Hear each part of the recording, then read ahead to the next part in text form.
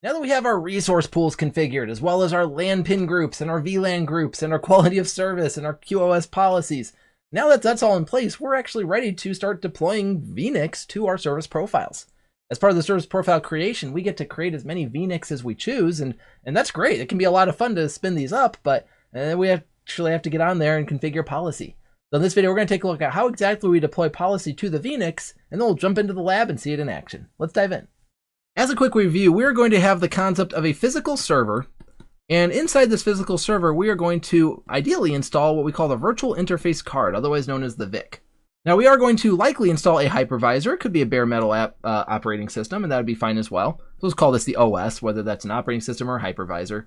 And the VIC, though, it's not going to directly deliver network connectivity to the hypervisor. Instead, the hypervisor is going to see the vNICs that we carve out. If we were to only carve out 2 vNICs, for example, well, that would be this configuration here. And then we could spin up a virtual switch, and we could see these as if they were physical connections in the configuration. And we'd say, okay, well, these connections, these physical NICs, quote unquote, they're going to connect into the virtual switch. But we know on the back end that these physical NICs that the hypervisor thinks, these are, again, what we call virtual NICs. Now, the other thing to consider is that these virtual NICs are effectively directly connected to a virtual Ethernet port that lives on one of the fabric interconnects.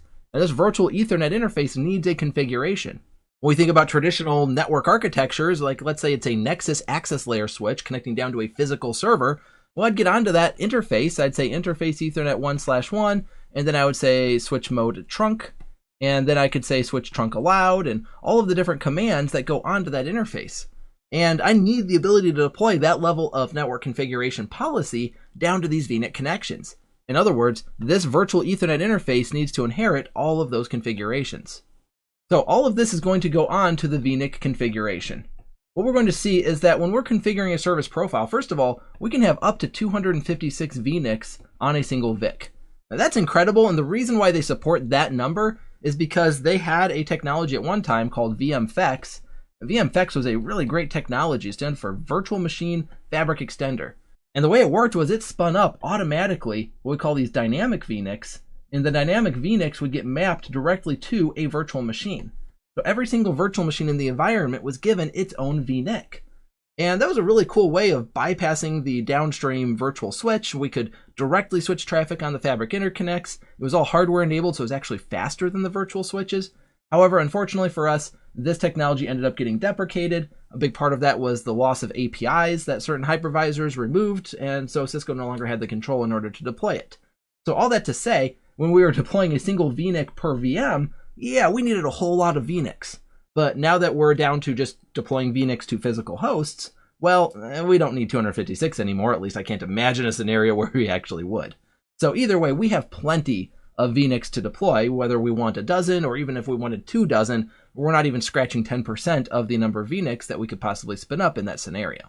Now, incidentally, by the way, if we're not using the VIC, let's say we're using a third-party adapter, which is absolutely possible, whether it's a rack mount server or a blade server, we can install a third-party card into the server. And at that point, maybe it's an Intel card or some other manufacturer, and let's just say that it's a 2-port NIC adapter. But we can absolutely do that, and what we're going to find is if we're not using the VIC in this scenario, we're only going to be able to spin up the number of vNICs that that hardware supports. So if the hardware supports 2 physical 10 gig Ethernet NICs, let's just say, well then the UCS service profile is still going to use the concept of a vNIC, but I'm going to be hardware limited. If I try to apply a service profile to a server, and in the service profile I've got 4 vNICs, let's say, and I try to apply it to the server, and the server can only support 2 vNICs, well then we're going to get an error and it's not going to allow that. So the service profile configuration has to match what the hardware is capable of delivering. Now, when we first spin up a vNIC configuration, we have 2 parameters we need to configure. The first of which is which fabric we're going to attach this vNIC to. Remember, a vNIC only attaches to one fabric at a time. And so I have the choice. I can say A or I can say B. And then I do have this option over here as a checkbox for fabric failover. So we've discussed this a few times at this point. The idea here is that if I were to, for example, attach to fabric A, let's say I click the radio button next to that, say, okay, this is a fabric A vNIC. And by the way, that should say fabric failover, not fabric failure. There we go. So we enable fabric failover, and that means that if I lose fabric A for any reason, that vNIC will be automatically sent to the virtual Ethernet interface that's on fabric interconnect B. And that failover is very fast. I might not even lose a ping. So UCS pays very close attention to whether we have fabric connectivity. If we lose it for any reason, we fail over very quickly, and ideally the virtual host never knows. So that's the first thing. The second thing we have to determine is the MAC address. Now, every vNIC needs a MAC address, and so we could manually assign one. We've talked about this earlier with the resource pools, right? I could manually assign a MAC address, but chances are I'm not going to do that. Instead, I'm going to select the pool from a drop-down menu. Now, with those two configurations out of the way, the next thing I need to do is to determine my policies. My policies are essentially going to equate to this concept right here. What configurations do I want to deploy to my virtual Ethernet interface? For example, the first thing I get to choose is my VLANs. And I get to choose from a list of VLANs. The checkboxes say, do you want this VLAN or this VLAN or this VLAN? You check all those boxes, and then you also have the idea of a native VLAN. So which of these VLANs do I want to be native? So maybe I pick this one here in the middle to be my native VLAN. That is going to apply the standard switch trunk allowed and switch trunk native configurations that we've talked about to the virtual Ethernet interface. So instead of Ethernet 1/1 here, it's actually going to be vEthernet and then some kind of number. So maybe we'll say virtual Ethernet 101 in this case. We have other policies besides the VLANs. For example, this is where we can set our MTU. It's great that our global configuration might say that, hey, this is going to be in the gold class. This would be the QoS setting, so we have to set this as well.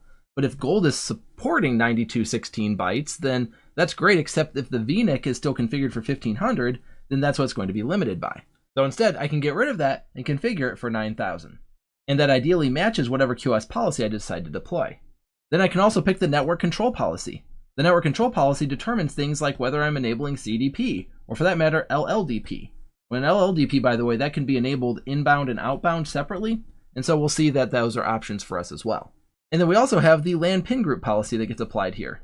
The LAN pin group, as we discussed earlier, is going to determine which of the outbound interfaces the virtual Ethernet interface gets pinned to. And that configuration also does show up on the virtual Ethernet interface. So let's say we put all kinds of effort into configuring this vNIC. That is fantastic. We click the button, and we've just created the first vNIC out of a dozen. Wow, do I have to do this 11 more times? And kind of yes and kind of no. So really, UCS does a really good job of giving us the concept of templates.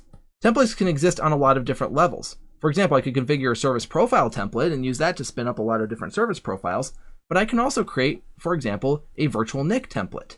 If I create a virtual NIC template, then I can use the vNIC template to spin up lots of different vNICs.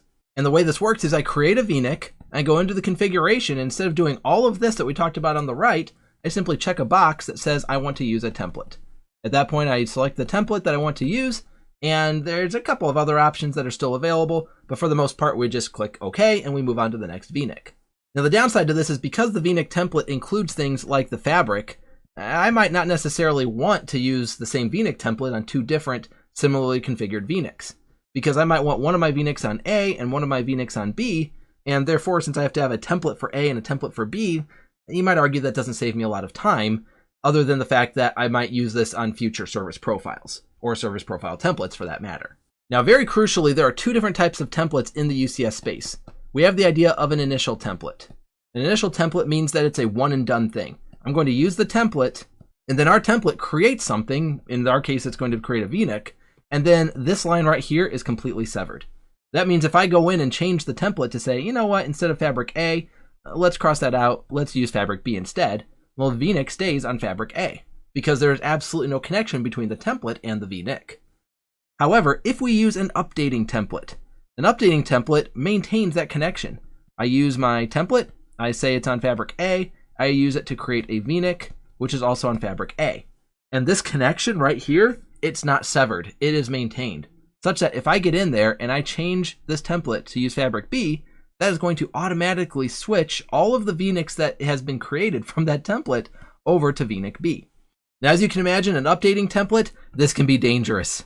And we might say, well, wait a second, why in the world do we even have these updating templates? Because if somebody were to get onto an updating template and make a change, that could push it out to dozens, if not hundreds, if not thousands of different components inside the UCS architecture. Well, the reason why we have it is exactly what I just said. What if we have thousands of vNICs inside of a UCS domain? What if I need to add a single VLAN to all 1,000 of my vNICs? If I built those using an updating template, then I can simply update the VLAN list and push it out, and life will be really, really good. If I did not use an updating template, if I used an initial template instead, I'm going to have to go out to every single one of those vNICs and change them manually. And so while it's dangerous, it's also very convenient. And we have to decide for ourselves which one is right for our environment. Now, as if the templates weren't good enough, Cisco did give us one other option in order to clean up our configurations, and that is known as the LAN connectivity policy. The idea of the LAN connectivity policy is to create a set of vNICs. We create as many vNICs as we want as if we're creating them for a server, except we're not actually creating them for a server. For example, I might say that I want two different management interfaces. Maybe I want management 0 and I want management 1. These are two separate vNICs I've just created. Then I create two different data vNICs. So I create data 0, I create data 1. Maybe I want iSCSI vNICs, so I create iSCSI 1, I create iSCSI 2. I create as many different vNICs as I want, and those are all part now of a LAN connectivity policy. Then when I get onto a service profile, I no longer need to configure vNICs. I don't even need to specify templates to use. Instead, I choose a LAN connectivity policy and will automatically deploy this set of vNICs. So LAN connectivity policies can also be the way to go if we plan to create lots of different service profiles. And more to the point, by the way, because we like to use service profile templates everywhere, we're really looking at a scenario where we're going to have a lot of service profile templates in our environment. Because at that point, every time we create a new service profile template, we can specify the LAN connectivity policy one time and be done with our configuration. So service profiles are going to allow us to create as many vNICs as we need on that particular server. But as we saw, I mean, if we're going to configure 10 or maybe even a dozen or more vNICs, well, that configuration can get cumbersome. Now, we can configure individual vNIC settings. If we were to get on there and configure a vNIC, we see all of the different setting options that we have available to us, and some of which, by the way, are going to go onto the virtual Ethernet interface, and it's going to be as if we're configuring an access layer port. Lastly, in order to streamline the configuration, we have a lot of different options there. We could leverage first of all, the resource pools are a big part of that. We talked about that earlier. But then we also have the idea of templates, and we have the idea of that LAN connectivity policy. And so Cisco is cognizant of the idea that, hey, at scale, this could get unwieldy. And so we need tools, as many tools in our belt as possible, to be able to service the environment according to the size and according to the need. I hope this has been informative for you. I'd like to thank you for viewing.